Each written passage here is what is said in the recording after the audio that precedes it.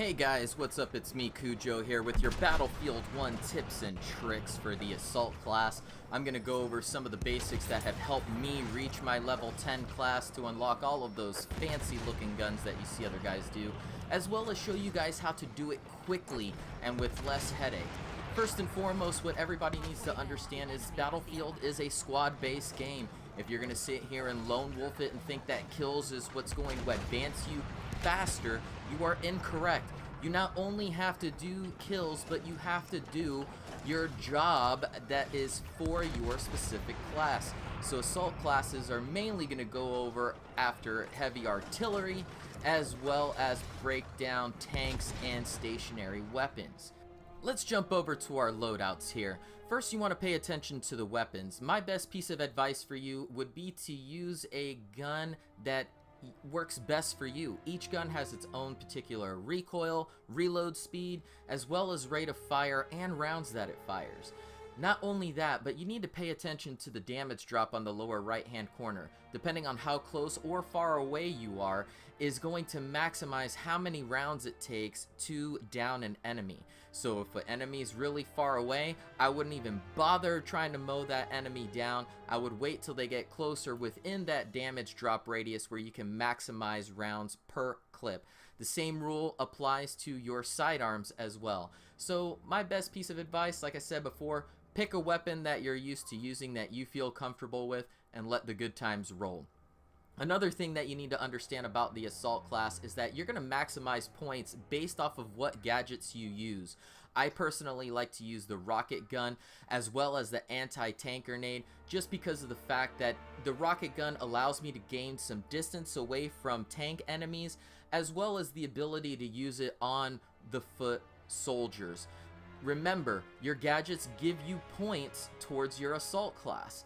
So not only will you get a kill, but you will get like a 25-point bonus by using gadgets. The same applies to the grenades. You don't necessarily have to use the same loadouts that I'm using, but this particular loadout, I found it for me to be very simple to use. But not only that, it allows me to maximize points for my particular class, and that's the biggest key here, is points. If you look at the scoreboard at the end, you'll notice a lot of players in the top 10 that they don't necessarily have the greatest KD ratio, but their points are through the roof because of the fact that they are supporting their squad mates based off of what their particular class is, and that's very important. You maximize points based off of doing your job as far as whatever your class is, whether it be medic, support, sniper, etc. Here's a perfect example of maximizing points for your class. You see that I spawned? I purposely spawned as close as I could to the tank, whipped out my anti-tank grenade, and boom. Not only did I get the kills, but look at the kill feed as far as all of the points that are stacking up because I did my job for my assault class. Let's look at that again.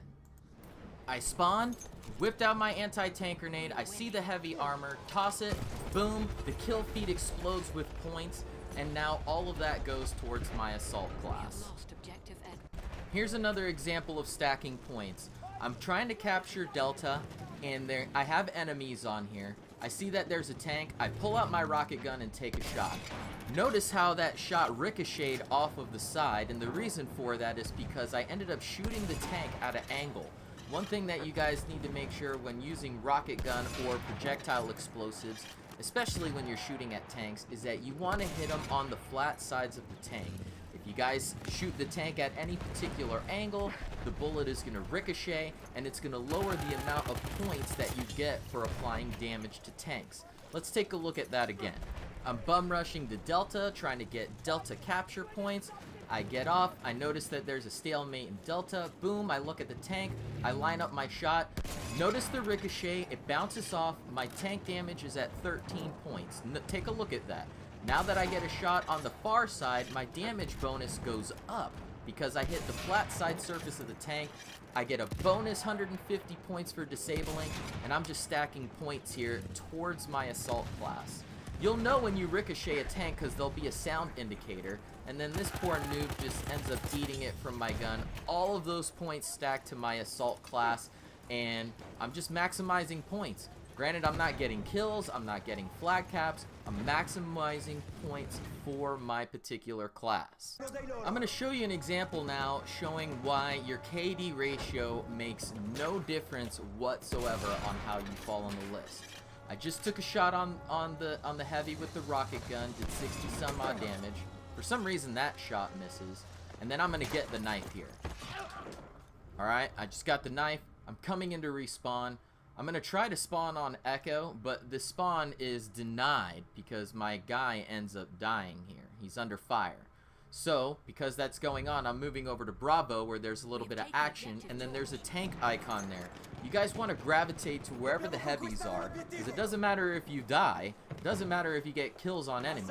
You guys want to kill heavies, is what you want to do. If you get kills with guys inside of heavies, your points are going to skyrocket, which is going to help you advance in your class. Here's an example of why deaths don't matter. Look at the guy who's ranked number 5. He's 13 and 20, but yet now he just jumped up to 4th on the scoreboard because he is doing his job as far as what his class is. He's getting all of these class points. Now, I'm going to come back and respawn, and I'm hoping that the tank is still there because I want to cheese ball points. Break out my anti-tank grenade, toss it, boom, it's like a pinball machine going up here. All of those points are now going to my assault class, and I've maximized points for my class. So again, it doesn't matter if you die, it matters what you do per your class. You have to do your job. Let's take a look at that again. One more thing before I forget. If you manage to be the squad leader, do squad orders. Those squad order points, if they take over objectives, go towards your class because you are the squad leader. Remember, you want to maximize points. So again, let's go back to this example of what I like to call the pinball machine. Basically, I get mowed down right here. I did manage to get some tank damage, if you notice there in the kill feed. Again, another example, your KD ratio makes no difference as far as what your score is. It makes no difference. If you support your squad, that's where your score goes to. So, since they're still fighting on Bravo, I see on the mini-map the tank is still there. I'm going to cheese ball it, and I'm going to go for the gold and do my pinball machine thing right here and maximize all of these points. It just lights up like a Christmas tree. All of that is going towards your class, and then you will level up as quickly as possible this way.